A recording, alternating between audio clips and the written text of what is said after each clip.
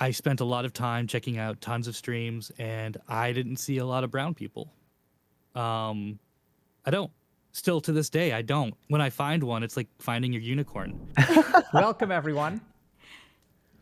Hello. Super excited to be Thanks here. for having us. So, welcome. So I'm going to start with this. I guess in a second we're going to introduce ourselves. But before we even do that, what's y'all's understanding of what we're doing here? Like, what are we doing here, and like, why are we doing it? Does anyone have any idea? I have a decent idea. I mean, obviously we're all like creators, Yes. right? So we all have something in common there, and there's a lot of interesting topics that we can talk about in relation to that. Sure, bring our own experiences to the table and stuff like Absolutely. I was under the distinct impression that you were going to be our Nick Fury and we were going to form the Avengers, but I am somewhat of a pseudo boomer, so I don't understand that reference. Can someone please explain it to me? there's like 30 movies. I haven't seen any of them. that. No better time like the present. Who can explain? That's what I've been doing. Who can explain to me what metric seconds is saying? So there's this IP called Marvel. That I'm aware of. Have the Avengers. Okay, they have the Avengers, which is like a group of superheroes from all sorts of different backgrounds and stuff, and they come together under Nick Fury's lead, and that's the best way I can describe it. Okay. And so, It's like Smash Brothers, but in the film industry. okay, Yeah. that's Yes, helpful. Yes. And anyone else have something that they want to add about kind of what we're doing here, or what the goal is, or what y'all are, or is that pretty much some? Yeah, go ahead. Maybe to like give an insight as well into what it's like to be a creator. It's not always like the front that we put on. There's like a lot that kind of goes on behind. Absolutely. Very well said, Ruby True. So here's how I would describe what we're doing here. So in my background, which I'll get to in a little bit, but so I've been an educator in a formal sense, and I've also been a clinician. So I work with patients sometimes. And one of the things that I found was that there's like education, and then there's like practical application. So you can tell someone. So I ran a program that sort of trained physicians in wellness. Okay, so we trained like 600 people in wellness. And what we sort of found is that there's a difference between like giving lectures on wellness, like, oh, like, let's talk about how to be well. Like, oh, you should meditate every day. And like, you can give people information about being well, but the translation of that information into application into their lives was very challenging. So when I think about coaching, what I really think about is a practical application of information. And so what we're going to be doing here, I have a curriculum, but thankfully you guys don't have to do homework or worksheets or things like that. So I've got a curriculum of essentially 8 or 9 topics, which we're going to touch on hopefully over the course of 8 weeks. But instead of going through them like one at a time, okay, today we're going to be talking about burnout. Here's what leads to burnout.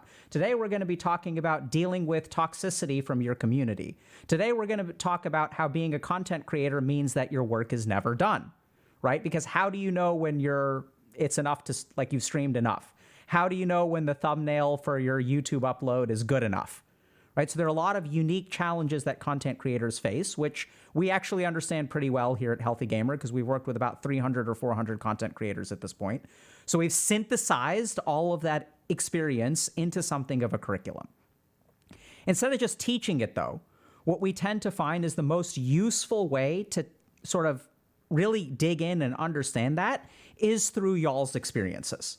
And so as Ruby was kind of saying, and I hope that's okay that I call you that for now until we introduce you and you tell us how you're referred to, is that we're going to sort of hear from y'all's perspective, sort of hear about the challenges that you face, educate not only like your community members about what it's like to be a content creator, educate aspiring content creators, but also educate all the other content creators, right? About what is it like to struggle with. And then hopefully in terms of as we go through curriculum, what'll happen is that any creators who are out there watching can hopefully benefit from it. So that's a part of like the AoE healing approach that we have at Healthy Gamer, which is that we're going to work through problems together here. And in doing so, hopefully help people out in the audience. Any questions about that? Okay. No. So a couple of quick boundaries and kind of layout sort of stuff. So we're going to be meeting for about 90 minutes once a week for a period of 8 weeks. Everyone kind of familiar with that? So sometimes on this stream, we'll have interviews, group streams, things like that, where people will discuss personal things. That's totally fine. If you guys feel like discussing personal stuff, you can. If you want to discuss issues related to psychiatry, mental health, mental illness, that's totally fair game. But just to be clear, we're not necessarily going to be looking for that. So this is not like a, tell us about all your deep traumas on the internet. If it applies to your job as a content creator, you're welcome to share whatever you feel comfortable with. But does everyone understand that I'm not going to be doing diagnostic assessments on anyone? I'm not going to be providing treatment to anyone or anything like that. We clear on that?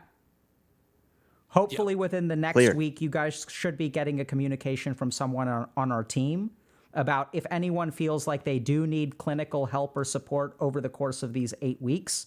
Y'all can let us know. We'll do our best to make a referral or find resources in your area or things like that. But we can't guarantee that we can, we're certainly not going to provide treatment, and we can't guarantee that we can find you someone, but we'll do our best to help. Everyone clear on that? There'll be more details hopefully within the next week. Okay? Thank you. So everyone cool in terms of boundaries there. You don't have to discuss anything that you don't want to. All right? So other things. So normally when we run groups, there are a couple things that are different. So normally we'll sort of say that there's an entitlement to privacy, right? So what we discuss in group stays in the group. There's an obvious exception to that because everyone is aware that we're live streaming this, right? Okay. Yes. Yeah. Yeah. Shoot, really? So this is Hi, chat. this is the kind of thing where I want us to all be responsible for protecting everyone else in the group. So I know it sounds kind of weird, but like if you feel like someone is becoming uncomfortable with something that we're discussing, anyone here can put the brakes on the group and say, hey, are we sure we really want to discuss this? Do you feel safe? Do you feel comfortable? Everyone kind of okay with that? Okay. Yep. So I'm going to keep going, and we'll get to introductions, I promise. So we're going to try to learn stuff and grow and change over the course of this group. Are we kind of familiar with that? So the first question that I have is, who is responsible for change in the group?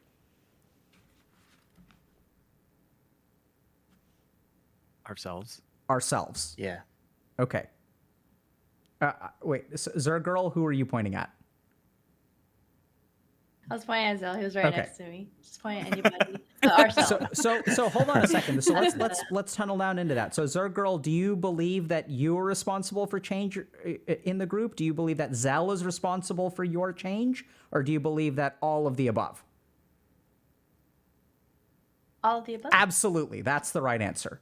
So this is something that I think is really important. Generally speaking, when we go through life, we are the ones that are responsible for change, right? It's on me. So part of why I love group is actually this is different.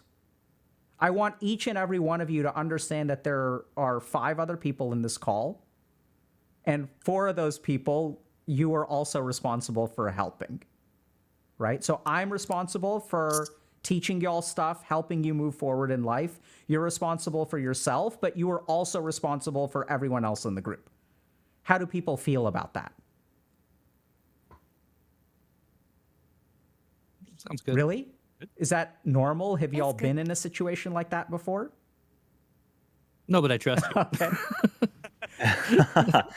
I mean, I just moved in with a bunch of of my friends from the Twitch sector, so it's kind of like that where we're all just kind of in this together, So Awesome. kind of same thing with this. Okay. So a couple of other things. So we ask y'all to bring 3 things. So we have 3 core values at Healthy Gamer that we ask people to bring to the table. And these are going to be a little bit weird. So the first is compassion. The second is authenticity. And the third is presence. Okay, so these are the values that we ask y'all to bring to the table. So we want y'all to be authentic and compassionate in here. So I doubt this is going to be a situation here because, you know, we're all live streaming and stuff. But generally speaking, like, you know, don't alt tab, like pay attention as best as you can. If you struggle with attentional issues or something like that, you're welcome to bring that up with the group. But, you know, we're all going to kind of be here and mindful as best as we can. There may be exceptions if someone's dog runs in or, you know, someone's mom calls, and that's totally fine. But generally speaking, we ask y'all to do that. The other thing that I kind of want to point out is that we want y'all to be authentic and compassionate, but not necessarily polite. What do y'all think? What's the difference between being authentic and compassionate and being polite? I don't know. In my mind, it kind of comes down to like, I don't know, like toxic positivity, like being too kind about, like, I don't know, not being willing to like open up the door of honesty, you know, or I guess authenticity, which is the whole difference factor. Yeah. Of it. Yeah. Kind of to Sometimes, add. like, Oh, go for it. Sorry. talk- You got it. You got it. Yeah. yeah, being polite sometimes can. I'm British, so I'm really good at being polite, but also it can almost cut off, or like if it cuts off your own feelings as well, because you're just being polite. You're not actually saying, you know, you just say things to be polite. Like Yeah. that's how you go through life, like a lot of the As a time. Canadian, I agree. So Yeah. yeah. Yeah, so I think it's kind of interesting because sometimes, you know, what we tend to find is that as people are polite, right? So I once was working with someone who was kept on getting into troublesome relationships. Oh, you know, like this relationship fell apart, this relationship fell apart, this relationship fell apart. Everyone out there is mean and toxic. And then at some point, like if you really want to be like authentic and compassionate and help someone with this problem, you got to ask the question, like, maybe it's not everyone else, maybe it's you. And so I hopefully we'll become comfortable enough with each other. We can feel safe enough with each other that we can challenge each other authentically, right? And with compassion. So we don't want to be mean, but at the same time, we always want to be compassionate. We want to be kind. But at the same time, sometimes in order to grow, we have to take a hard look at ourselves. And sometimes we have blind spots. And so that's why groups are really, really important, because as y'all sort of have this shared experience, we're all content creators, you know, hopefully we'll sort of figure that out. Everyone kind of okay with that for now? The rubber will hit the road later with this, I guarantee you. It'll get messy. So a couple of other things. So I'm the group facilitator. So this is kind of weird, right? So people sort of think about, okay, what does this mean if you're the group facilitator? So I am a peer and I am a facilitator. So what that means is that I too am a content creator. So I kind of know what it's like to be a content creator. And I have an additional, let's say, training or expertise or things like that. And I'll sort of be facilitating the group. And so it's going to be really confusing for a while whether I'm supposed to take care of all of y'all, y'all are supposed to take care of all of each other, or y'all supposed to take care of me? Also, yes. Yeah, we'll Yes. see, right? Like we'll see. We'll see. We'll see. But it's okay to think about. All right. So another thing that I want to say is that, you know, even though I'm the sort of the peer facilitator of this group, I'm not perfect. And if anyone has concerns with anything that I say or do, or I make a mistake, you're welcome to bring it up directly on stream. You're also welcome to, you know, contact our producer or other people if you don't want to bring it up on stream and create drama or whatever. But generally speaking, I think it's totally fine. And one of the skills that we're going to be teaching in group is actually conflict resolution. So hopefully at some point, probably not in the first couple weeks, but later on, like people will challenge each other. There'll be conflict. If you know, y'all are welcome to criticize me or say, hey, I don't appreciate what you're doing or things like that. Make sense? All right, my spiel is over. Anyone have questions before we jump to introductions? Cool. All right. I do. Why did you choose us? That's a great question. So I've got a weird answer for you. I didn't. Okay. So I have no idea actually why y'all were chosen. And I know it sounds kind of weird. No clue. So this is something that I try to do. So for example, like when we do group coaching, like the coach doesn't choose the clients. right? Even as a doctor, I don't choose my patients. And so I don't know. I'm sure y'all are amazing. I think there was a very careful selection process, but I am purposefully blind to it, right? So I actually know very little about some of y'all. I know just because I like the work that you do, but I'm going to pretend that I don't.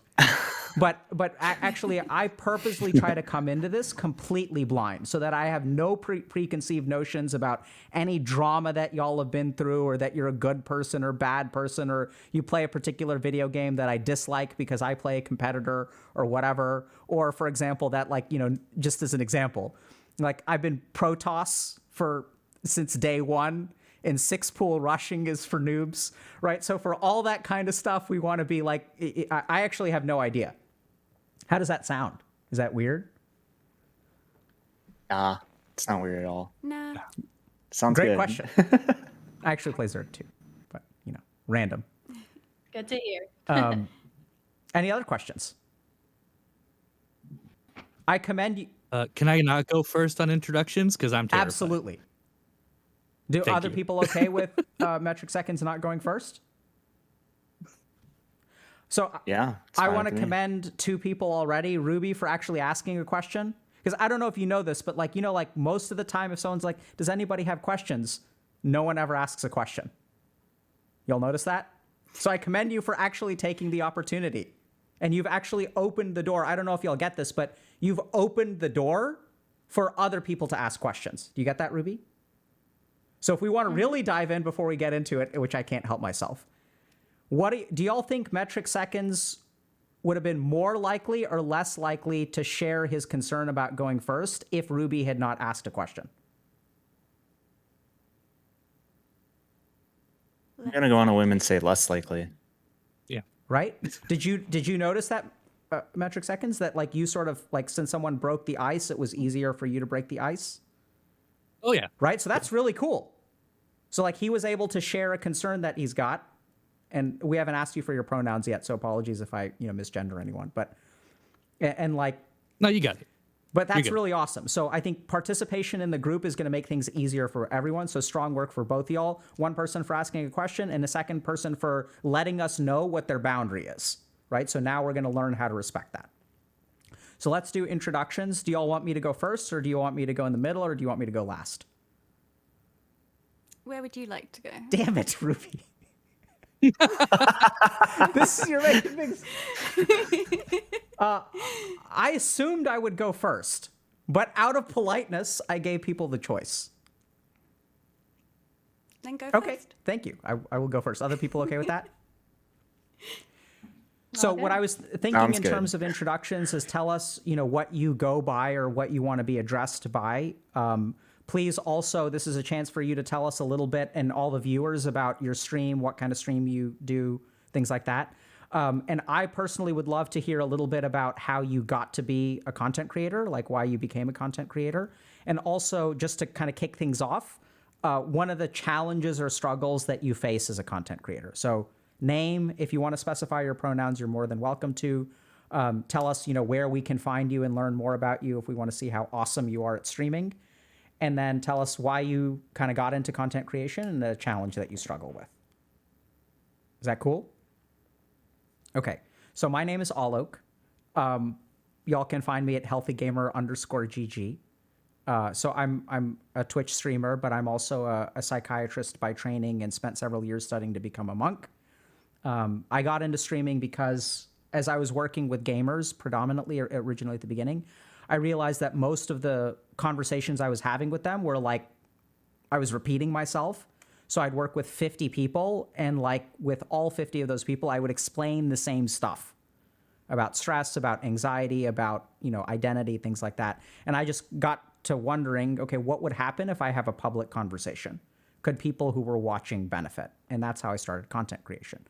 One of the challenges that I have as a content creator is everything besides the content creation. So there's a lot of stuff that you have to do as a content creator, which is not streaming.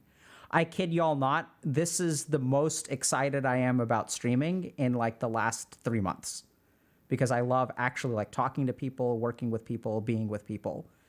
And there's a bunch of stuff that goes on behind the scenes, which is work that I find very draining. Oh, y'all can call me Alok or Dr. K, whichever one you feel more comfortable with, by the way. Thank you. Who's next? I'll go next. Cool. All right. Hi, I'm Michael. I go by Smirky. You can just call me Smirky for the sake of this. He, him, his pronouns. Let's see. I have been streaming for. I just celebrated 10 years of streaming. I started on YouTube in 2012 and then came over to Twitch around 2015, 2016, and got partnered in 2018. I am a LGBTQI plus variety streamer. I started out streaming a game called Toontown. It used to be a Disney MMO from like way back in the day. So there's probably some nostalgia happening right now for quite a few people. The game is still around, even though Disney shut it down like almost 9 years ago. There's like a community that's kept the community alive. So it's really fun. I always love playing Toontown, but recently I've been streaming all kinds of other games. I tend to play games that are like multiplayer, interactive. So even a game like Cult of the Lamb that's like single player, but like you get the Twitch integration and it's like super interactive. I love that stuff. I also do a bunch of charity streaming as well. So we've raised over $65,000 for various charities since I first started fundraising for charity, which is great. Oh, thank you. It's really great just helping out, using my platform for like a cause much bigger than myself. And I absolutely love to do that. I also just recently graduated college in December, like last December. So I know a lot about like streaming while you're in school and things like that, trying to like, how do you balance that? And then also, what am I missing? I'm missing something else. Any as part of challenges the you face as a introduction. streamer? Anything in particular Right. that you find challenging? Yeah. Yeah. For me, it's, I guess lately it's been the shift from like streaming specifically just like one sole game and catering to that particular audience. And now that I've like broadened my horizons as I continue to do that, starting to do more variety, like, I guess, kind of like both catering to that audience and also like, a new audience. And then also like consistency has always been a struggle for me too, especially while I was in school, like not really having much of a schedule. So that's something I'm kind of experimenting with right now. And yeah, that's all I got, I think. Awesome. Thank you so much, Smirky. Thank you. Yes. Anyone feel like going next? Yeah, before I forget. Hi. I have ADHD. That's why I'm sat here the whole time going, say the words. So, hi, my name's Ruby. I've been streaming on Twitch for about 7 years, 6 years. I can feel my heartbeat. Hold on. You got this. I stream meditation and wellness content. And that's kind of come around because of my own anxiety and stuff. So I do ASMR, but I base it all around more meditation kind of content. I recently qualified this year as a sound therapist. I do sound baths. And I'm currently training to become like a meditation coach to help other people. So I started streaming, playing games because I was lonely playing games and watching other people on Twitch. And I thought, hey, I should try playing games with some other people on Twitch and see how that goes. And I found it made my anxiety worse. Streaming and just like getting focused on numbers and who was watching me and growth. And I got partnered while I was gaming and doing like body paint and creative kind of stuff.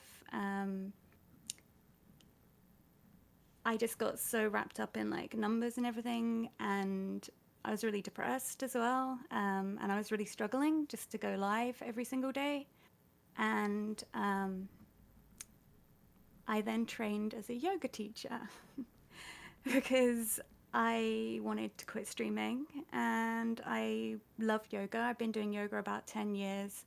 I wanted to do something. I thought I wanted to do something to help other people, but I realized my yoga teacher training was actually a journey for myself and it helped me. And during that yoga teacher training, I actually stayed in a Buddhist temple in London every weekend while streaming full time during the week. Every weekend, I would go and stay in the Buddhist temple for 6 months, and I made really good friends with like the monks in there and the people that lived there. And I loved getting up in the mornings and listening to their practices really early in the mornings of their gongs and everything they were doing every day. And then I'd go to my yoga teacher training off in this other room, and then I'd come back out and eat with them and spend my time with them. And it was after that that I realized that I just wanted to kind of continue down that path. So I've trained as a in Thai yogic massage. I love doing different courses just to like meet people, and like you can always learn something. You can always, even if you're teaching, you can always be learning, because like nobody is perfect, and I still get anxiety. Like I think a lot of people assume that I'm absolutely fine because of the kind of content I do and I'm guiding other people, but I'm always working on my own practice. So now my aims for stream are to be in service for others and to be continually learning and growing for myself. Awesome. Beautiful. Kind of curious, has anyone else kind of struggled with focusing on metrics and getting depressed as a result? Anxious? Okay. Yep, been there, done that. What about people assuming you're fine when you're not and struggling to go live every day?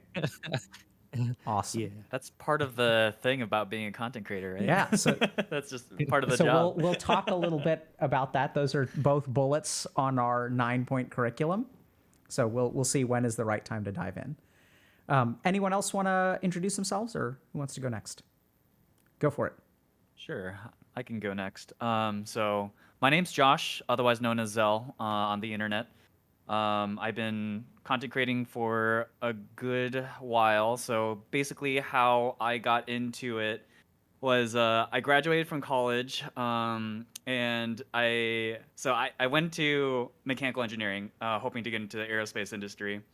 And that year, I was applying to Raytheon, and they put me on a hiring freeze because Congress had cut a bunch of aerospace funding that year. So I was like, okay, I kind of have this like weird year where I kind of just like waiting, doing nothing. And so I decided that I was going to make content because that was something that like I was always interested in. Like at the time I was playing a lot of League of Legends, streaming like before even Twitch existed. It was back when like people were streaming on Owned and Justin.tv and stuff like that, and like and I would watch some of my favorite League players stream back then, and so I was like, oh, this is interesting.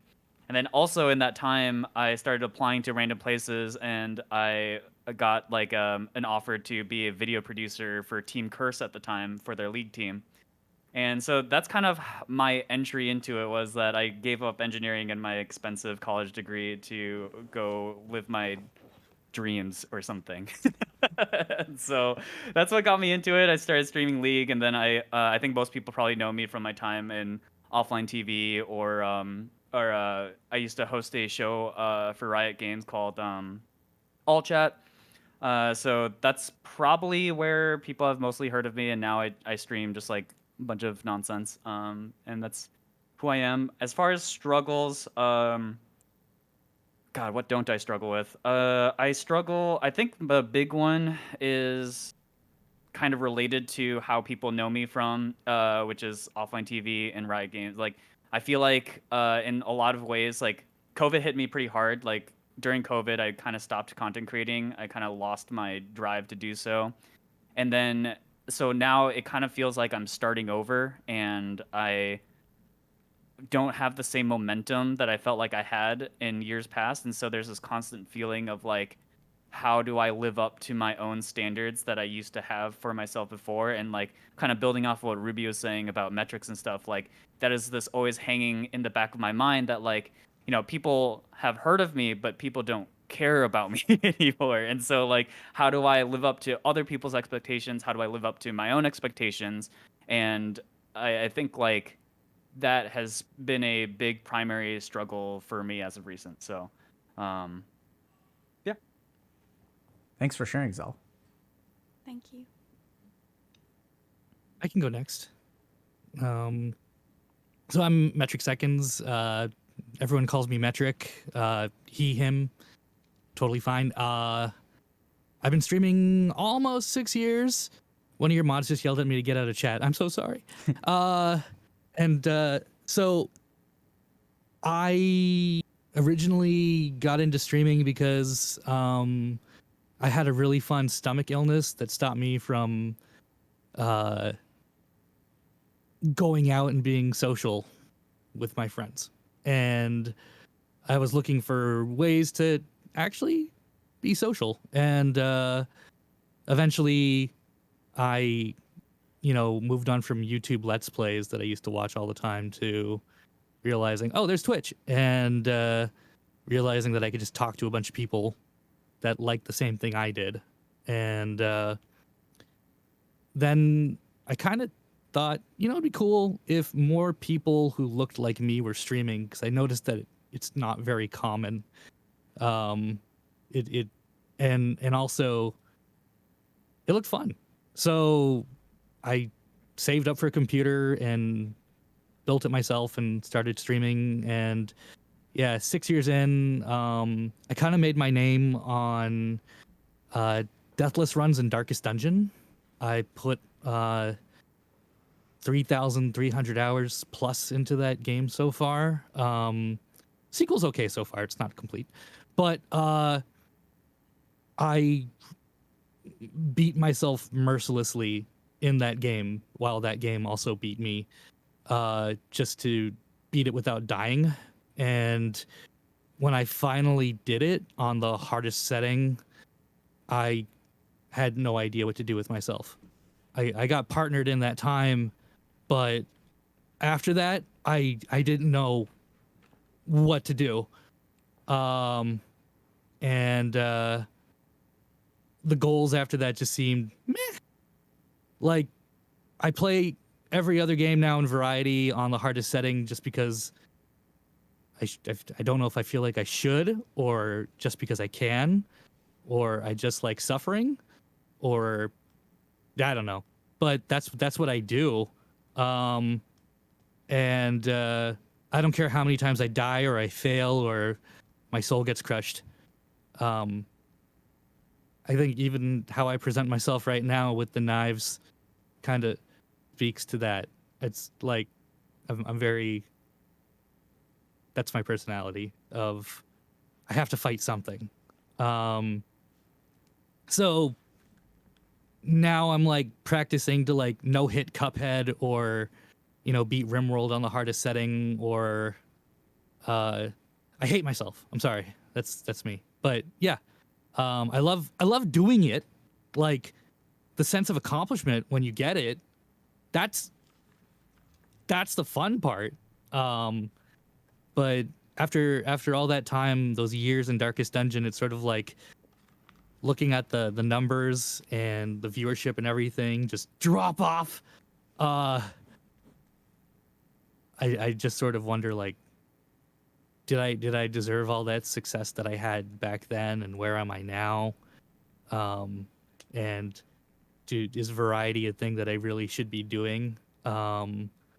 Or should I just do the thing where I do one game over and over and then not be happy just doing that, but everyone else shows up for that? And is that really any different from a 9-to-5 job where you do the same thing over and over again that you don't necessarily love? And I don't know. So I have days where I feel like an abject failure, and then other days where something goes right and I'm on top of the world. So yeah, Okay. Thank you so much for sharing, Metric. Thank you. And, Zergirl, do you feel comfortable introducing yourself? Oh gosh, I'm last. Hey everyone, my name is Kathy, aka Zergirl. I've been streaming on and off on Twitch for like the past 10 years or so, and it's just been everyone's like talking about all the variety games they've done. Obviously, for me, it's just been nonstop StarCraft 95% of the time. I mostly just stream StarCraft Ladder, playing team games with friends or getting coached by other people. And my streams consist of me kind of going over gameplay or just like what's going through my thoughts at the time. So that's the majority of the content that I create. And streaming was something that I picked up when I was in college at the time. That was Justin TV around that long time ago. And people were just telling me like, "Hey, Kathy, you play this game. It's getting popular on Twitch and Justin TV. You should try sharing it with folks." And then once I started streaming, a lot of people were interested in the game and like talking about it. So just kind of picked up from there. And then I realized I could make some money off of it, as well as opening lots of doors of opportunities. Um, I would say like my streaming experience was very helpful into where I am today. Right now, I work at Activision Blizzard King, so the company that actually made the game. My background also consists of working at Minecraft as well, and a bunch of other service jobs like waitressing and whatnot. So, and one of the challenges I have these days is kind of balancing that corporate job and streaming and trying to maximize my happiness from both. But yeah, nice to meet everyone. Awesome. Welcome. Thank you. So thank you all so much Thank for you. such substantive introductions. Let me just explain a couple of things. So the first thing is that every day, first couple days, we're going to actually teach y'all particular communication skills. So it's been our experience that if you want to run a group effectively, part of what you actually have to learn how to do is like there are certain skills that we're going to use to help each other learn about ourselves and to like bring sort of information out. Okay. The other thing that I want y'all to notice is that people's introductions were of varying length, right? And that's actually perfectly okay. So on any given day, we may focus on one particular person or one particular issue more than other people. And that's totally fine.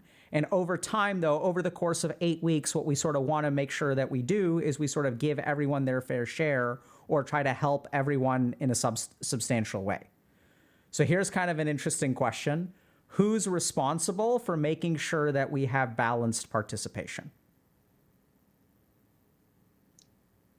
All of us. All of us, right? So that means to be a little bit careful about, just being mindful of who's participating, who isn't.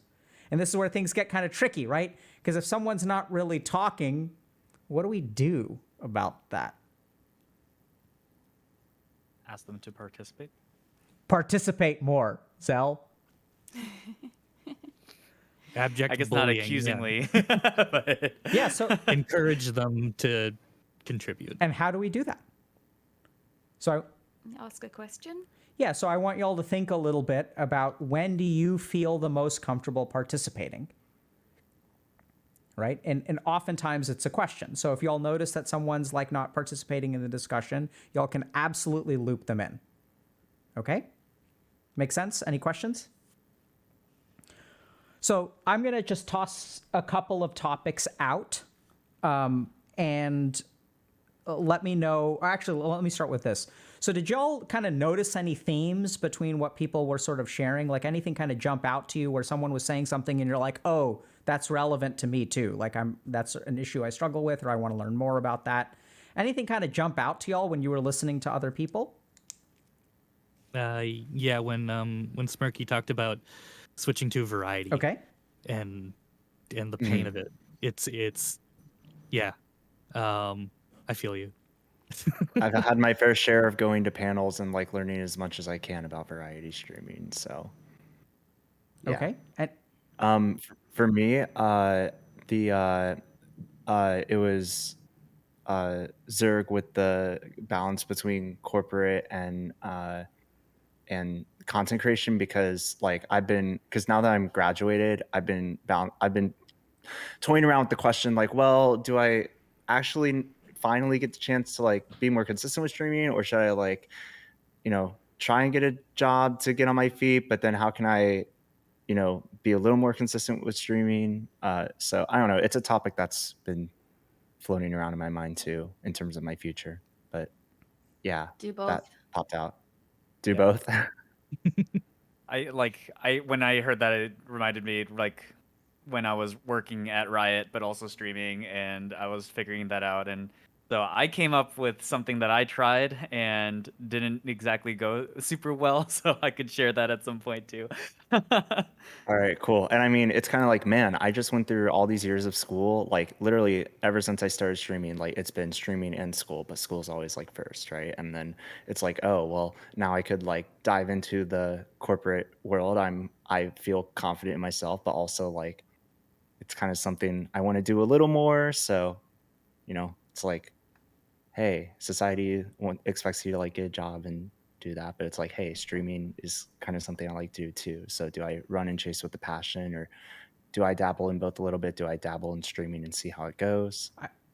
That's definitely been on my mind. I think the answer, I'm curious if people sort of resonate this was, as someone said it earlier, do more. Do more. Do it both. Do it all. Who's felt that way? Yeah. Yeah. Right. So we can maybe dig into where that comes from, how we handle it, what we do about it. Anyone else kind of want to chime in with stuff that may have resonated with them? Yeah. So when Metric said, do you just play the same game and then it turns into like feeling the same as a 9 to 5? I'm sitting there thinking, I'm not a gaming streamer, but I know that. And I think that goes with like whatever content you're making, when you know what brings the numbers, it's that breakaway from knowing what brings numbers and what brings happiness. And I try not to look at my view count, and it's very hard to, like, I don't have it on while I'm streaming. And in the kind of work that I do, I continually tell myself, if I just made a few people's day better, then my job was kind of done. But also at the same time, it's my job. And I want to be like, I find it very hard in what I do. I'm so grateful for what like position I'm in life, that I can do this and help other people. And my emphasis is always on helping other people. And then I can get myself so busy that I forget about if I'm actually helping me. And I think that happens not just in gaming, like when you're playing the same game, that's not good for your mind, like monotonously doing the same thing over and over just for the numbers. So yeah, I wanted to let people know that that's like not just a gaming streamer thing. Sure. I'm curious, does anyone else find themselves, as Ruby put it, continually telling yourself something? Does that resonate with anyone else? For sure. Yeah. Yeah, it does. Zergirl, I see you're nodding a little bit. What do you find yourself continually telling yourself? That I'll get better at my game, I'll practice, I need to up that MMR, and then I lose for several hours straight. And I'm like, okay, why am I here? So it's like a vicious cycle sometimes. Yeah, right? It's kind of interesting. So I've got kind of a quick question for y'all, and we'll give other people a chance to sort of share anything that resonated with them. So do we continually tell ourselves things that we believe?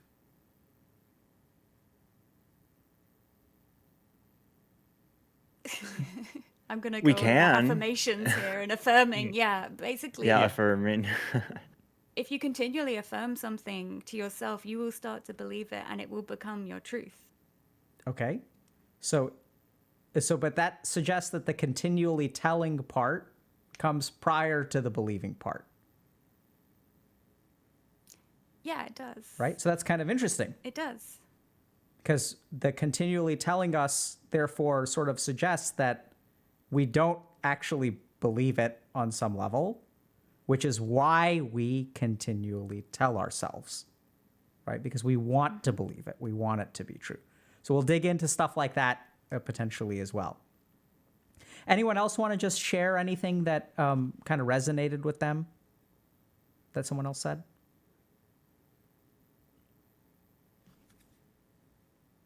Okay. If something else pops up, let me know. So I have a list of like a ton of stuff. These are all the discussion topics.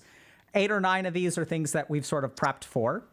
I think there's a lot to discuss here. So I'd like to actually start by sort of teaching a skill for the day. And the skill that we're going to be learning is digging into ambiguity. So sometimes if you pay attention, people are going to be making statements that are a little bit ambiguous. So I'm going to highlight, and digging into ambiguity is an opportunity to expand into what someone is saying. So I'm going to highlight 2 things that I've heard. I mean, all of y'all have done this, but I'm going to sort of highlight 2 things that jumped out to me. So Metric said at some point, I noticed when I was streaming that other people didn't look like me. And so I find myself being curious, like, what does he mean by that? How does he perceive himself? What did he see as other people? So that's like a good example of like, if we sort of inquire about that, like we can learn a little bit more about what he was perceiving. Maybe he feels like a little bit of an outsider, like we can kind of get into stuff like that. Zell kind of opened the door for us a little bit more. And he's like, I was trying to figure out work-life balance and I tried something. And I can share that later if people want. So that is Zell being polite, right? Do y'all see the politeness there?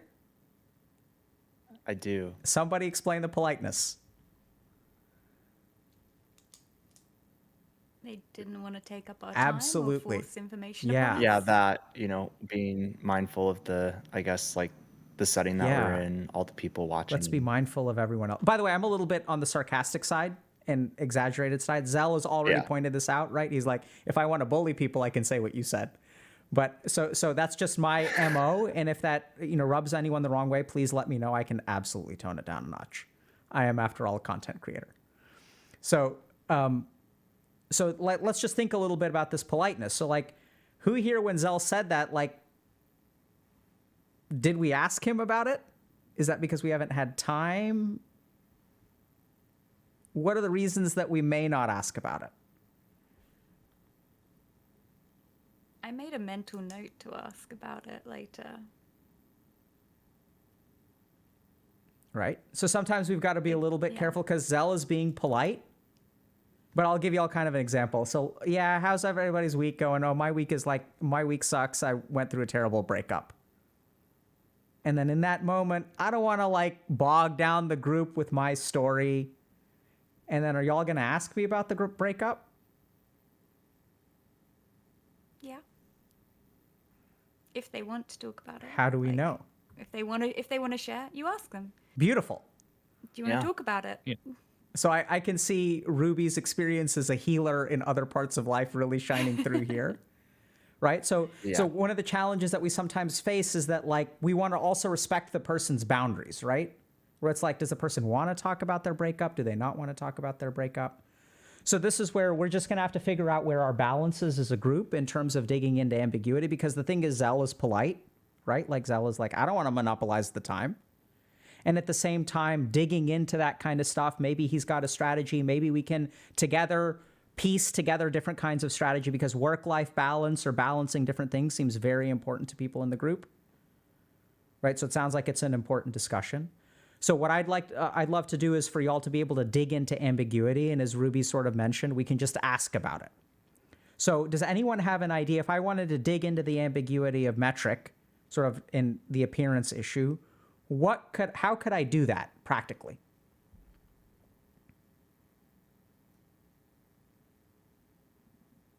I mean, you Ask have them to- Zell, you go. Oh, I mean, yeah, Zell, you go. Okay, I was thinking you would ask them to expand on exactly what they meant. Yeah. So you want to give that a shot?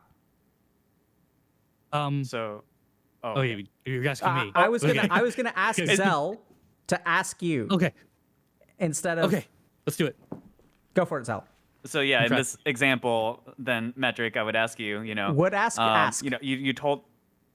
Okay, I'm in the moment. Okay, so I'm asking you,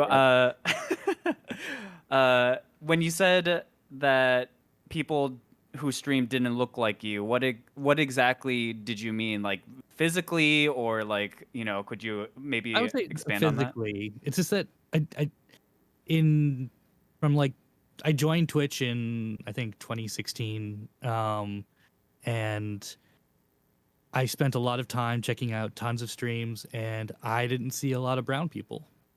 I don't. Still to this day, I don't. When I find one, it's like finding your unicorn. It's like finding a happy delivery person. Delivery people not happy. You ever find one? They're just not happy. You find one, you hold on to that.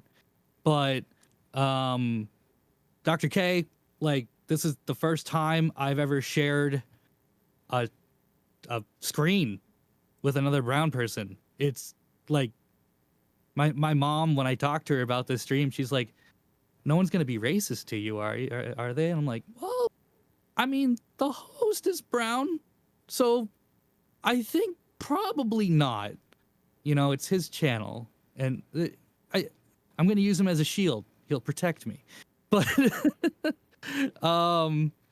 I to this day I don't see a lot of brown streamers. I see even less brown partners. I know of like maybe a handful, and it makes me sad.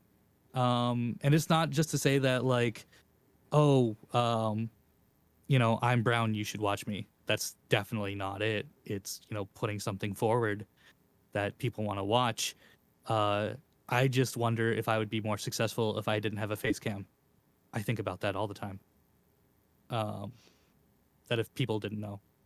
So, you know, that's what I mean.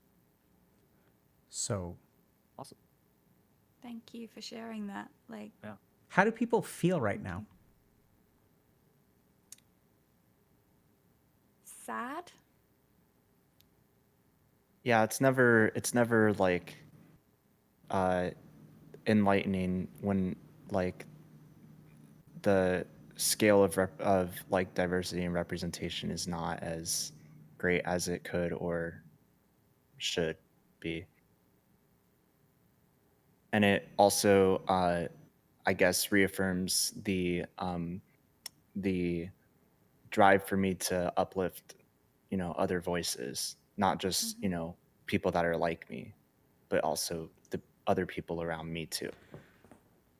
Yeah. The part about your mum, you know, she's always having to think about protecting you in that way, Yeah. you know, and Mm-hmm. it just, yeah, I appreciate you sharing so that I can listen and just understand from your point of view and, yeah, just help in any way that I can. Sweet. How do you feel, Metric? I've felt good sharing that. Terrified to even say it in front of so many people because it feels like, you know, oh, he's bringing up race. Because I don't like talking about it. You tend to get shouted down a lot when you say anything about it, even if it's your lived experience. So, yeah. And so let's just circle back to a couple things, then we'll talk more about this. But good job, Zell. Right? So I don't know if y'all remember, but Zell asked like a really nice question. And look at what's happened.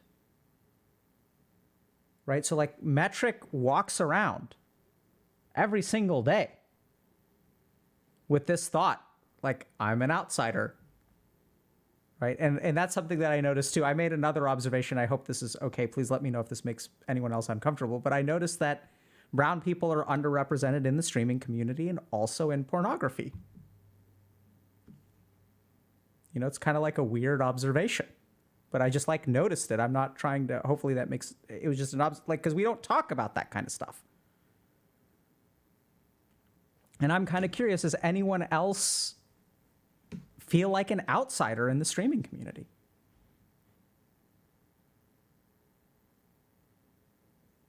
Yeah, I mean, it's weird because I think like I think when it comes to like the biggest streamers, right? Like I think the vast majority of them are white or Asian. So like as another, East Asian descent person, like it feels weird a bit to kind of like conflate my issues on this one. But I think like I mean, I think just in general in representation overall, right? Like especially for like just speaking on my own experience as an Asian dude, like growing up, I grew up in the Midwest, and so and I'm old, so like back then it was like there are no Asian actors except Jackie Chan, and then when Ken Jeong came into the scene, like actor are you? Oh, you're Ken Jeong. It was like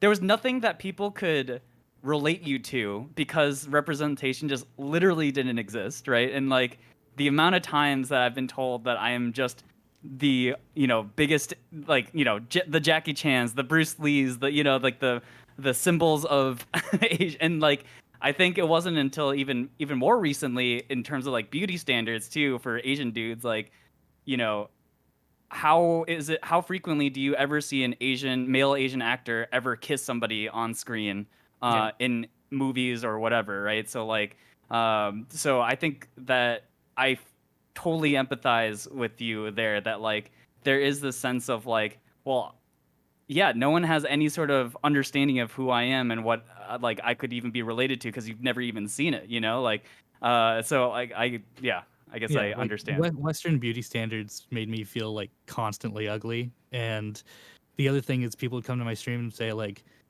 "Did you know you look like Cal Penn or that guy from Big Bang Theory?" Or it's like, dude, I don't look like any of those people. I don't. Like I am coincidentally brown at the same time as they are. That's it. And then to be told that I look like another actor or something who is brown, but does not look like me at all. Like nothing like me. It's like, I'm sorry you only know of one famous brown person. That's good for you. And the other thing that I always found funny about brown representation in say Hollywood or whatever is that they're always like the joke character. Like the goofy like sidekick character that you're not supposed to take seriously and is probably also like what's the word, sexually non-threatening. Like you don't see them ever like being the main romance point or anything like that. So Yeah. I also want to, I'm curious if other people resonated with this when Zell said, so like kind of, appreciating, and I really commend Zell for sort of sharing this, that here's Metric talking about being brown when in streaming there's a bunch of Caucasian people, East Asian people, and he's like, wait, I'm an East Asian person too, but I feel like an outsider. And so I'm curious, does anyone else sort of resonate with this idea that I feel a particular way, but I'm not allowed to? Like, did y'all get that from Zell a little bit? That he's like, I'm not really allowed to complain because I'm East Asian. Right? I was sort of picking that up. I'm curious if anyone else sort of felt that. Zell, does that resonate with you? Like, Yeah, I mean, I definitely, like was kind of I don't know what the proper word here is, like implying that, yes. Right? So I'm curious, do other people feel like there's a struggle that they have which they're not allowed to have? Yeah. I mean, I'm seeing stuff in chat like first world problems and why we demonizing the West and stuff, and it's like you're not allowed to criticize it. Like it exists. It's not perfect, but you can. Everyone's got problems with it. You can be as white can be. You can still have problems with it. Like, no. So. I'm curious. So somebody else said yeah too, right? Yeah, but mine just feels like so trivial compared to. No, And you're. that's why. Yeah. I'm calling you out. So. I'm being K honest with you. Dr. K originally asked if you feel out of place in the streaming, like on Twitch and stuff. So I have had a lot of pressure when I started doing the content that I do now to not do the content I do now. I had pressure to do more gaming because I could get more sponsors. You can get into parties, you can get more sponsorships, you can get free stuff from like companies. Like, oh, why don't you do like a couple of gaming streams a week? Because then you can be involved in all this Twitch stuff. Because I'm not traditionally Twitch, I'm not what people think of with Twitch. And I'm not traditionally what people expect in the ASMR category either. I'm on my own, and It- it's taken me a long time. And actually, I've had coaching with one of Dr. K's coaches for about a year. I did. I think I was one of your first people, and it took a long time, and it was still after I finished my coaching that I was like, okay, this is my superpower, not being like anyone else and sticking to what I want to do. But then every now and then there'll be something like TwitchCon, which I was made an ambassador this year, which kind of like affirmed that stick to the thing that is you kind of thing. It kind of like affirmed all of that to me. But still going to TwitchCon, nothing felt like it was for me. And, nothing, not that I want the event to be revolved around me. Like, I'm just one person. There's loads of people there that do gaming, but it can make you feel very outsidery, and as someone who's neurodivergent as well, I suddenly realized why I hate parties. I enjoy fun, I enjoy gatherings, I enjoy friends, I enjoy people. I just really struggle with events and socializing and just lots of noise and people, and which makes sense as to, I only got diagnosed last year, so it makes sense as to why I've ended up where I am kind of in life. So yeah, that's how I kind of feel outsiderish of Twitch in general. Is it okay if I ask Ruby a question? Mm-hmm. So in your category of streaming, do you feel like you you feel like an outsider because you might be written off as, like, some people write off women who do what you do as like being an e-girl or something like that? Do you have to fight off that kind of thing? I have a lot of trouble with this. Not because I'm against anyone else doing what they want to do and what Right. they are doing. It's the assumptions that everyone is the same, which people Right. shouldn't be doing to anyone in that category. Full stop. Each creator is their own creator. They shouldn't be assuming that anyone's doing anything. And then I get treated that I'm acting like I'm not like the other girls, by other people in my chat. So the whole I'm not like the other girls kind of thing. Right. People come in and be like, it's so good to finally find someone not showing cleavage and licking a microphone. Oh, and like they instantly get timed out by my mods. I don't allow, like, we're not going to talk about other people in my chat. You either come in and you join in with my content. We're not there to bash anyone. We're not there to bring anyone down. That's like against everything that I do. And so they'll get a little timeout, and my mods will say, well, you're here now and enjoy this. We don't need to bring anyone else down, and we're not having that discussion. But people will try and poke that discussion out of me, about ASMR and what ASMR is. And at the end of the day, my answer is everything will be made sexual, and everything in life can be made sexual. Like, from car sales, they can make that sexy, like, to football. They used to have women painted up on the pitch in England and stuff, and like if something's not sexy, it can be made sexy. Everything can be sexual. It's ASMR and like that kind of stuff is like music to me. You can't just listen to one genre of music, one song, and be like, oh, I hate music. Every ASMR creator is different and everyone's doing it their own way. They're making sounds, they're creating content in their own way. But yeah, as an ASMR, like I stream in the ASMR category doing meditation and stuff because I don't know where else to go, and it brings in the most viewers because most people are looking to relax. A lot of people are in that category because they do have anxiety, because they're looking for, they're just looking for that kind of content. So yeah. Sorry if I went on a bit long. Be sorry. It's very insightful.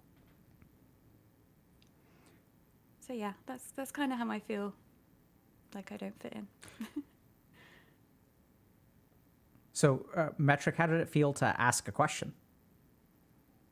Nice. I mean, she went in depth, and I found out exactly what I wanted to know. So, I'm glad I asked it. Cool. So, I don't know if you all realize this, but we've been doing this for about 70 minutes. Does it? Lies. yeah. Interesting, right? How do y'all understand that?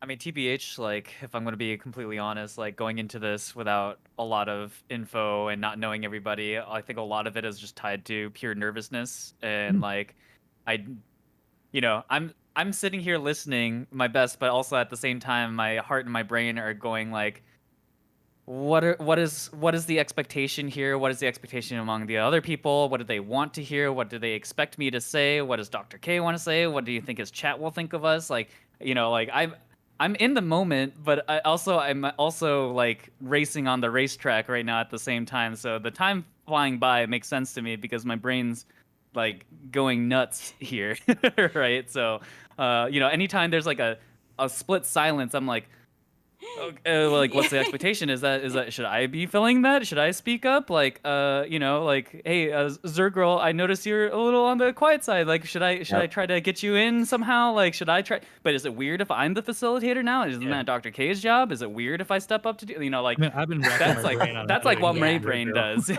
I literally finished speaking and went in my head, did I say the right thing? Is that what I was meant to say? Sounds like we got a lot of overthinkers in this group. Yeah. Oh, really? No, never. Nah. Twitch streamers would never overthink anything. Never. And I think like it gets worse here because we have 6 people in the call, so only one person can get their words out. So the rest of us are busy digging in their brains. So like I feel it. Yeah. Anyone else? So Zell, thank you for sharing. Let me think about whether this is a time that I should step in or step back. I mean, I think we all want to pull Zerg Girl in. Is this? I think we would all like to. We just don't know how. So How does it feel to hear that, Zergirl? I'm down. I'm down to talk. I was just kind of sitting here taking in what everyone's saying. I guess in terms of feeling ostracized or kind of lonely or set apart, even as a competitive gamer, I feel like I'm alone sometimes. But I think it's a little bit unique because StarCraft used to be super popular back then. Nowadays, when I go to events, there's other gamers and streamers there, but they've heard of StarCraft, they haven't really played it. So it's kind of hard to connect with people. Sometimes I'm like, oh yeah, let's follow each other's channels, let's like play games together. It's really fucking hard to teach StarCraft to someone. Like sometimes they come into my channel, they don't know what the game's about, and they're like, I'm dizzy, what's going on? Like, and then I'm just like, or I miss like something that they were saying. So kind of adds, I can understand the loneliness part of it because it's like, it'd be awesome if I can meet other people who stream under my category. And sometimes I'm like, maybe I should try out League of Legends or Valorant or Fortnite. And then I just go back to StarCraft. So yeah, I kind of understand the loneliness aspect of that. Yeah, me too, except just from a unsaturated directory that is Toontown, where sometimes no one is streaming, sometimes 20 people are streaming. Uh, when I want to like, uh, get involved with more things, it's like I'm not doing the same thing that everyone else is doing, so there are only so many things I could possibly like, throw my hat in the ring for. Uh, so I can emphasize with that from that perspective. Do you still I stream Two Town? oh. Yeah, I do. Oh I wow. have some friends who are diehard Two Town Online fans, and I have to send them your way. It's only Please fair. do. I, we were streaming Toontown front page yesterday, so very much still on the list of on my repertoire of things I play. Zergirl, I'm curious, what was behind the question? Do you have a sense?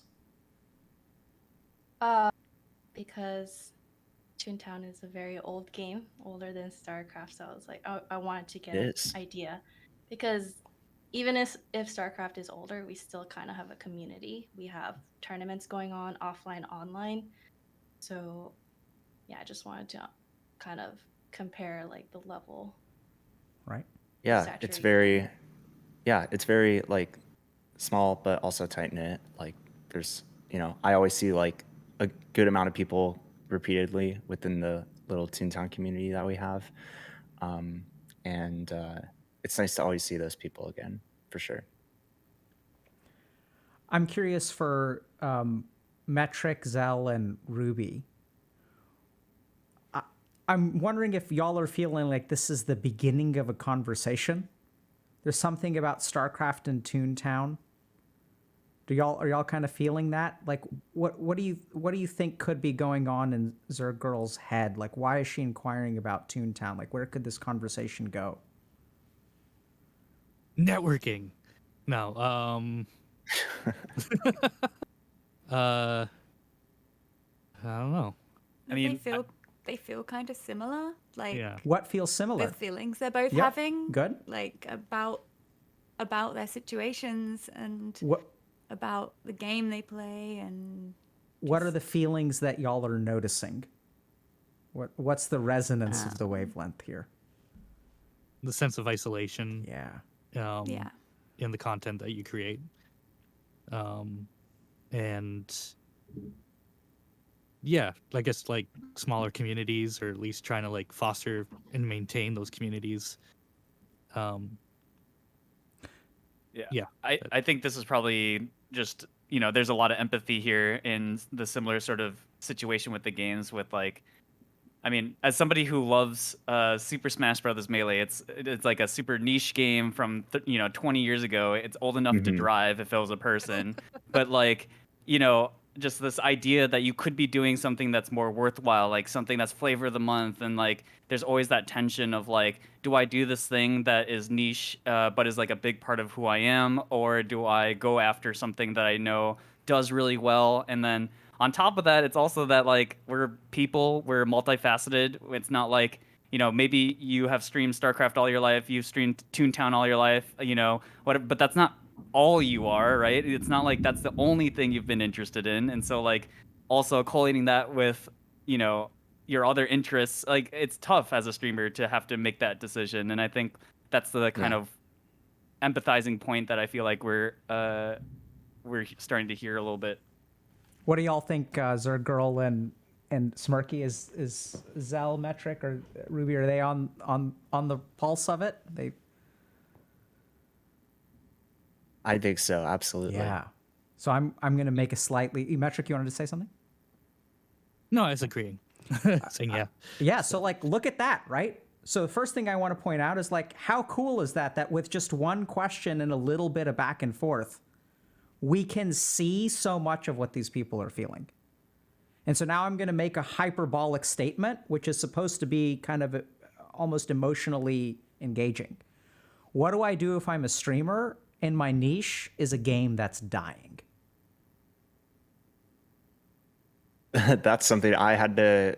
That question was running in my head when Disney was shutting down Toontown, we had like a month's notice, and that entire month I was like, it's like Toontown's your entire brand. Now what do Yeah. you do? What do you how are you supposed to like, because it's like you worry about your audience, you worry about like the community itself, like what's going to happen.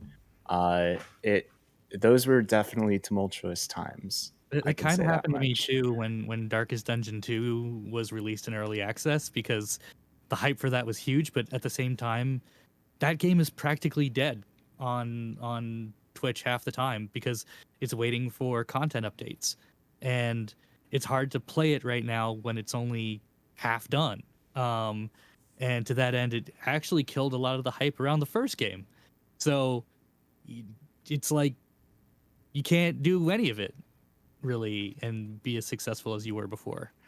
So now I got to go looking for other things. I don't want them to be exactly super similar because I already did the same thing for 3,000 plus hours. So Absolutely. yeah. Right. So I just want to call attention to the amount of time we've got. We've got about 10 minutes left. With the group's permission, I'd like to take an opportunity to try to summarize today and also maybe do a little bit of teaching. Is that okay? So normally, I think I may teach a little bit more. I may ask for a little bit more time towards the end, but y'all were doing just such an awesome job of like opening things up, inquiring, resonating with each other that I just like gotta let it keep going. Everyone was vibing. I think it was good. So the first thing is that I want to thank everyone for being here today. I want to also acknowledge the awkwardness of it, right? So part of the group Oh, yeah. experience, I know it's tough, but like part of the group experience is kind of sink or swim. And this is the kind of thing where like I was also tracking participation. And I'm paying attention to who's talking, who's not talking. And I really appreciate that y'all lifted that with me. So we were all noticing, right? So like, and this is where like Zergirl was a little bit quieter, but she's also like giving other people space, right? Because people have stuff to say. And so like, we want to give people space when they have something to share. And like in the process of giving people space, and because silence is awkward, right? Someone's got to Yes. fill No, it. Someone's got to fill it. don't do Right? that. Yes. Right? Yes. So someone's got to fill it. Stop And it. so as someone, I didn't think the silence was awkward. Oh, sorry. I to quite interrupt like you. it. right? So cool, huh? So now we're Yeah. going to learn. There are different we learned something perspectives. about group. Yep. So if we want Zergirl and Ruby to participate more, we've got to figure out what's our like silence threshold here. Because us people that like can't handle it, like, we're going to dominate the conversation unless we can learn to handle it. And also, what would our lives be like if we could tolerate silence? Like what would that be like if you could just be patient? So I think a lot of today is just about, this is the tutorial, basically, right? We're like not really sure how to Yes. play this game. I also want to acknowledge what Zell was saying, that y'all are, content creators. So it's very hard for us to be fully present because we're thinking about, what does Twitch chat think? Like, are we doing it right? Are we doing it wrong? Like, and that's where like y'all are doing it right. But doing it right actually means not knowing how to do it. And this is I would say, sorry, I would say that silence is terrifying as far as being a content creator, because dead air typically in most streamers' lives is no. Like, you want to run Not away from mine. that? Not I'm quiet not a lot. always. not you're right. Not It's not, like you press go live and you're waiting for someone to pop up in chat. Just you're like, hey, someone, how you doing? anyone. And then you got somebody to talk to at least, right? So, but if it's just this group not being streamed, I think silence isn't as scary for me. But knowing that like so many people are watching and nobody's talking, that's like multiplied tenfold than like if I was just streaming by myself. Yeah. So See, on my stream, if my chat's gone quiet, I just assume they're all chilling. Like, I have people come in that are new, they're like, yo, hey, and they're like, why are you all so quiet? There's 400 people here. Why chat dead? And the mod will be like, shh. middle of a sound bath, we're meditating, and then they'll put some little like emotes in. A few people will pop up and be like boop boop boop, and then it'd be quiet again. But it took that, yeah, it took me a while to learn that that's okay. So I'm noticing that metric has been conditioned, right? This is conditioning. Yeah, I have to engage at all So times. this is one of the challenges of being a streamer, is streaming conditions you to behave a certain way. And then part of the challenge of being a streamer, we'll get to this, is that then that conditioning spills over into other parts of your life. Because the way that streaming shapes your brain, you carry that brain with you everywhere you go, into your interpersonal relationships, into your romantic relationships, into, you know, being on for your friends, and now you're a streamer and that's how people identify you, and what kind of judgment does that come with, et cetera. So there's a bunch of stuff that gets tangled in. So my hope is that we can explore this kind of silence thing. I think we're going to have to figure it out as a group. We're not saying that Metric has to become fully comfortable with it, but he's got to be able to tolerate it to give people space to, you know, step in. So we're gonna focus on that a little bit. But I think today was the tutorial. Sure. Y'all all did an awesome job. It's gonna be awkward. It's gonna continue to be awkward, but that's actually the point. Because I want y'all to appreciate for a second, or think about, we retreat from awkwardness. And when we retreat from awkwardness, we actually, like, it impairs our growth a little bit, right? If we think a little bit about our comfort zone and like extending our comfort zone out into becoming comfortable with more things, there's that barrier of comfort between comfort and uncomfortable where like it's kind of awkward. So we're going to like figure this out, because this is a weird situation. People don't talk like this. You don't meet someone for an hour and people are like, yeah, like, you know, I feel racially isolated. I feel like, you know, the game that I'm in is dying, and now I don't know if I should variety stream. And then like, but there's a lot of common themes here, right? Because, and Ruby's like, okay, I'm going to do ASMR, and that's my niche, and that's like my journey, and like it went really well, and now I'm an ambassador for TwitchCon, and now it's like, you know, I'm wondering if Smirky's kind of thinking, well, if I keep on streaming Toontown, will I be an ambassador for TwitchCon one day? Like, who knows, right? What's the right answer? And so what I'm going to kind of leave y'all with, because I don't have too much time for a summary, which is totally fine, is I think next week what I am going to suggest we talk about, but if we go off track, that's totally fine. The one theme that I heard today that I thought was kind of dominant, I mean, there's a lot actually that were dominant, but like, is this idea of metrics and numbers and making the content that you want to, or selling out. Do I change games? Do I become a niche? Do I start becoming a variety streamer? What do I do when my game isn't working? Do I lean into like, do I become a content creator? Am I an artiste who isn't going to, you know, give in to the changes? And if I switch over to LOL, no offense to LOL, you know, or Valorant or Apex or whatever people are playing, GTA roleplay, you know, do I need to do that? Like, and what does it mean to be a streamer? Do I chase the numbers? How much do I chase the numbers? You know, so here's what my experience has been as both a content creator and having worked with other content creators. So this is like where the teaching comes in. So it's our belief at Healthy Gamer, we may be wrong here. And let's be fair, we're not the most successful in terms of content creation, right? So we're not like the biggest content creators on the planet. But it's my belief that the best content comes out of like an authentic desire to make something. When you're like your authentic creative self. And when you kind of take that authenticity and then play the metrics game, that's when you become the most successful. So it's not sacrificing yourself and selling out for the sake of metrics, but it's also like, we got to be honest here as being content creators. We can't just show up and make art and ignore all the numbers, ignore all the trends and things like that. It's all about, and I think y'all have also brought this up, a lot about balance, right? So how do you access those parts of yourself that are, you know, authentic?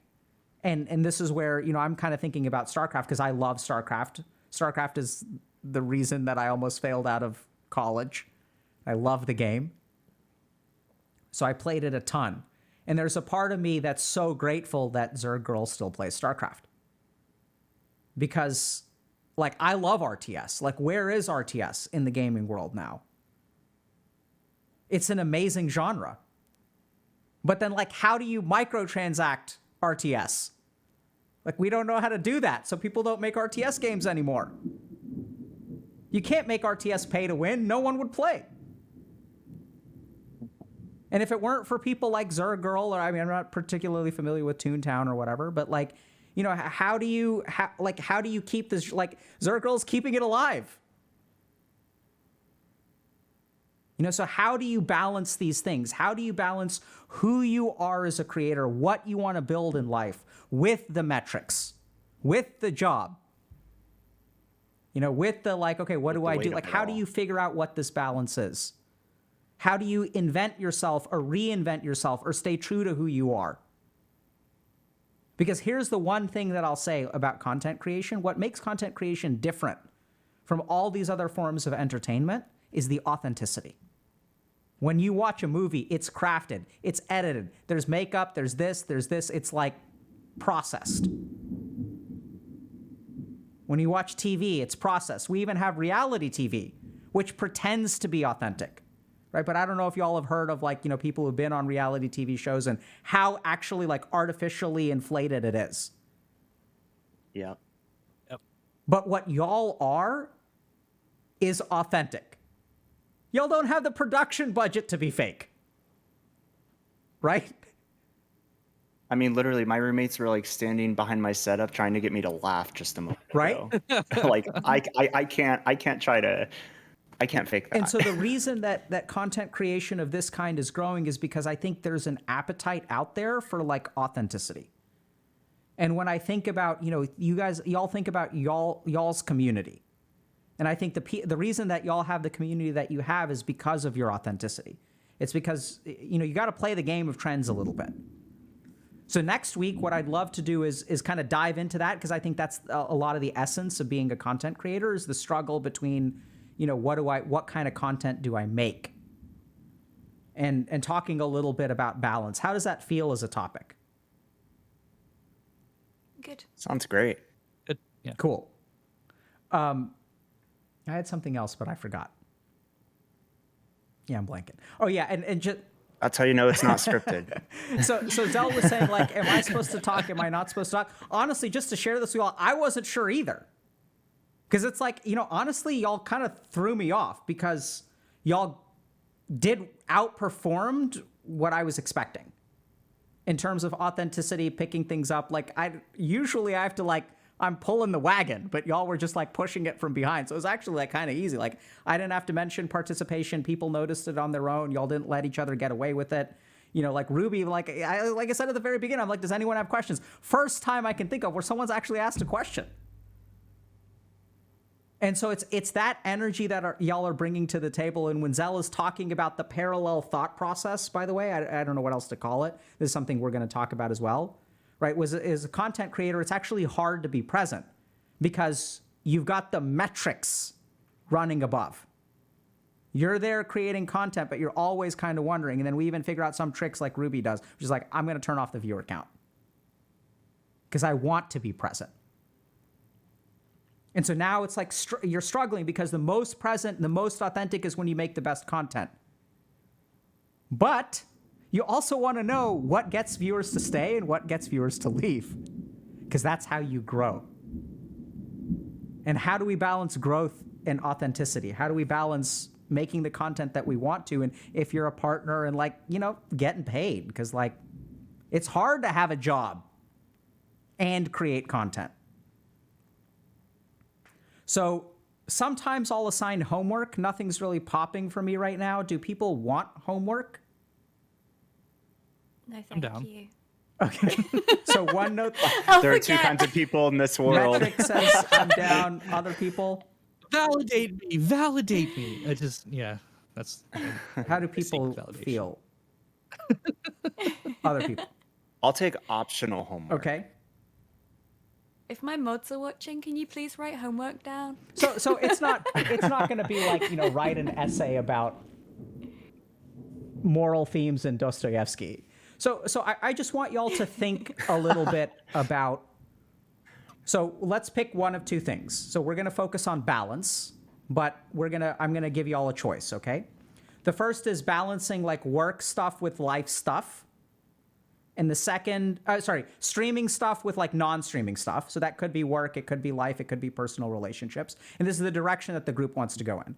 Versus balancing like authenticity versus metrics. And like creating content for the sake of like passion and love versus like this whole like, well, at this point it's become a 9 to 5. And the whole reason I became a streamer is because I didn't want a job where I have to wake up every day and do the same damn thing. So what resonates with y'all more?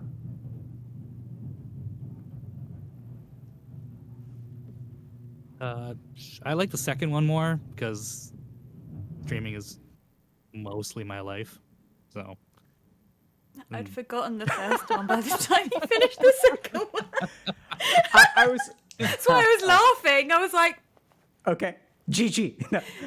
So the first one was so like basically streaming, non-streaming balance, and the second was like authenticity versus metrics. the second one.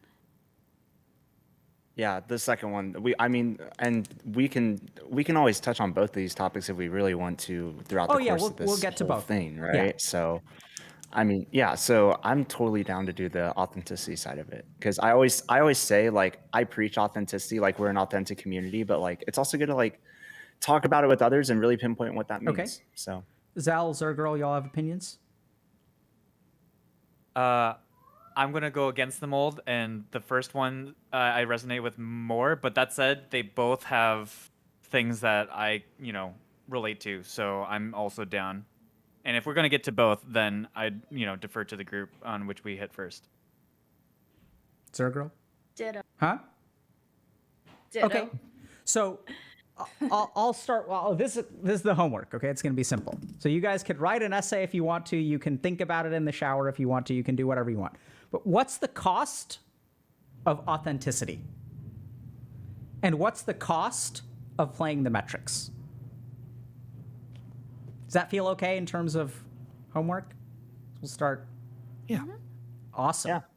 So just before we wrap up, I'd love to just get feedback from y'all if you guys want to share kind of initial impressions, questions, whatever, give y'all sort of a chance, like no more substantive discussion, okay? But just like admit, like, how did y'all feel this went? Or if you guys have any questions or anything like that. And lastly, if y'all want to take a moment to tell everyone who's watching where they can find you once again. Quick question is because we have another participant who couldn't make it to this. So are they going to introduce themselves at the start of the next session? What do y'all think? Only fair. I would think so. Yeah. Right? Yeah. Yeah, I would think so. I just wanted to make sure. Good for you for looking out for the other people. Yeah, it wasn't my plan that if you miss session 1, you never get to introduce yourself and we have to just guess what your name is. Just this random person. Shows up with. It was on my mind. It's a Okay. good question. No, it shows that you're looking out for members in the group even if they're not there. He's a good egg. I'm gonna be honest, like feedback wise, I can't even wrap my head around it because we talked about kind of our goals here, but it also feels like the discussions don't necessarily have a specific goal. We're kind of like developing it as we go. And so my brain, because I'm very I like having my objectives in front of me, it's very hard for me to think of proper feedback over this thing that doesn't have a specific directive behind it. And so I'm like, is it going well? I hope it's going well because I feel really awkward. It's hard for me to think about what I want to say and how to handle group dynamics and all this stuff. So it's it's a lot to handle personally, and so it's hard for me to even say if this is going well or not for me because I also don't know the specific directive, like I said before. So I'm vibing, I guess, and I'm excited to see where this ends up going because it's hard for me in the moment to understand where are we going. Great question. So Zell, first of all, top-notch feedback, bro. Seriously, right? So Zell shared with us what his he's like, what on earth are we doing here? So I'd love to, because you like objectives, we're gonna bail you out a little bit, okay? So here's been my experience working with people. There's a couple different ways you can help people. One is you show up and you say, hey, by the way, here's an 8-week curriculum. I've never met any of y'all before, but I have all the answers. And I'm gonna give you this on week 1, and it's gonna help you, and it's gonna give you this on week 2, and this on week 3, this on week 4. But in my experience, that actually does not help people very much because there's no individuality of it. Now, you can organize a class that way, but the whole point of the group coaching experience is that it doesn't have to be a class. So we have opportunities available, which we don't need a curriculum that goes from week 1 to week 8. Now, that makes people really confused and very uncomfortable because that's not how school works. We're conditioned to be told what we need to do to improve.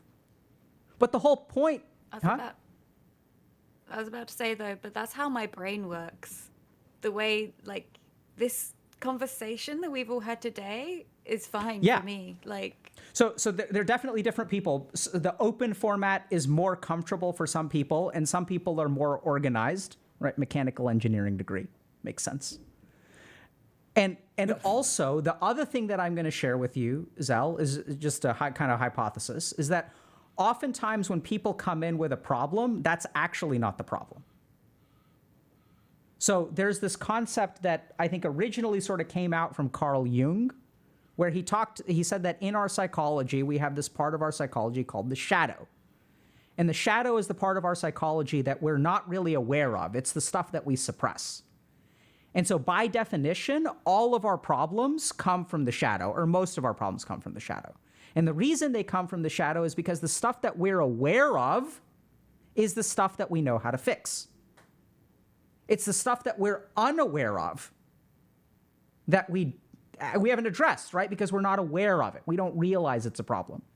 So the challenge there is that if I can see 180 degrees in front of me and I'm running into trouble and I'm not aware that there's anyone behind me or anything behind me, then I'm going to naturally say, hi, I need help with this thing in front of me, this thing in front of me, this thing in front of me, this thing in front of me. But what I don't realize is that most of my problems are actually the stuff that I've never considered or am unaware of. That's the other reason why the open format actually works really well, because you can come in and say, I struggle with this, I struggle with this, I struggle with this. But here's the thing, all of y'all are successful content creators. All of y'all are good at what you do. All of y'all can optimize. All of y'all have success in your past and hopefully in your future. And so if we really want to deliver the most value to you, the exploration comes before. Right? So in medicine, we say good diagnosis precedes good treatment. I'm not going to give you all a treatment. I'm not going to give you any treatment technically, but we're not going to give you the answers on week 1. And I think it's actually arrogant to assume that we would. I mean, like I said, I've got a curriculum prepared and, a lot of it's similar. But this is where I know it's going to be unusual for you, Zell, which is totally fine, right? And we're going to help you become more comfortable. But that's part of the reason that we do it this way, because you may be surprised at what's holding you back. You may be surprised. You may think like, oh, like, do I do the metrics, or, I'm known for this or stuff like that. And like, there may be a lot of core stuff here. I mean, I remembered a couple of things that kind of jumped out to me that were sort of like, what's going on with this person? And like, who are you? Because when it comes to like, what's the right choice? Do I do this or do I do this? There's not like a right choice and a wrong choice. The choice depends on you. So we have to start by understanding who you are. Right? So I'll give you all just one simple example of this. So we talked about the theme of loneliness. And this is the kind of thing where if you're lonely and you're making content to fix your loneliness, what kind of content would you make? Versus if you learn how to no longer be lonely, you deal with that loneliness in here, what kind of content can you make? It's kind of a weird abstract question, right? I don't know if it makes sense to people or not. It may just be a bad question. But that's where like what we want to do as content creators is we want to like learn about ourselves. We want to like, grow as people. And then we want to be free from all of our negativity when we make content. And so it's going to be a little bit weird. I don't really know where it's going. But what I do know is I've done this time and time and time again, and it tends to work really, really, really well. Is that enough structure for you, Zell? I think that makes sense. Yeah. Okay. Other feedback? Thoughts? From a technical standpoint, I know I was told not to look at chat. I'm sorry, but I looked at chat. There were some people who said that they weren't sure who was who, and so like maybe in the next streams we could have like labels or whatever on everyone's camera, and some people are asking for links in the stream or the guest command or whatever. So why don't we take this opportunity for y'all to just just tell people where they can find you and what kind of streaming you do, right? So for people who missed the beginning. Oh yeah, so I can respond to somebody there. So yeah, my name is not Pink Hair Guy, but it's Metric Seconds. Everyone calls me Metric. I stream at twitch.tv/Metric Seconds. Oh my God, look at that. That's beautiful. Look at that command. That was so fast. Okay. Anyway, I was not prepared. I like to play games on the hardest settings and suffer. And I run a very open and accepting community. And we focus on everyone feeling safe and happy while I suffer. That's it. I'll chime in next. Hi, I'm Smirky. Yeah, someone said that I look like PewDiePie, and on the contrary, I get that a lot actually. So, and I would actually agree. There was one time I used like one of those like apps where it's like you compare your picture and it shows someone else's picture and it showed his, and I was like, whoa, that's crazy. Anyways, going off on a tangent here. I'm the Toontown streamer. When we keep talking about Toontown, that's me. I've been streaming for about 10 years, been on Twitch since around 2015, 2016, and been partner for 4 years. We do a lot of charity work as well. And I'm an LGBTQIA plus variety streamer nowadays. So I still do the Toontowns and the fun stuffs. And then I'm also trying other stuff. So yeah, we have a nice, positive, and authentic community over here on Twitch, and it's a lot of fun. So, name is Smirky. Thank you all for having me today. I can go next since I went last time. I don't want to be last again. My name is Kathy, and I stream StarCraft on Twitch.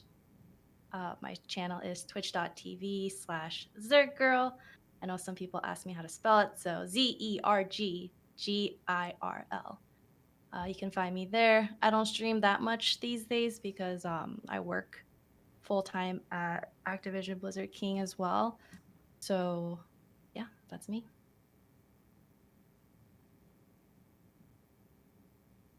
Okay, I'll jump in next. So I'm Zell. You can find me at twitch.tv/Zell.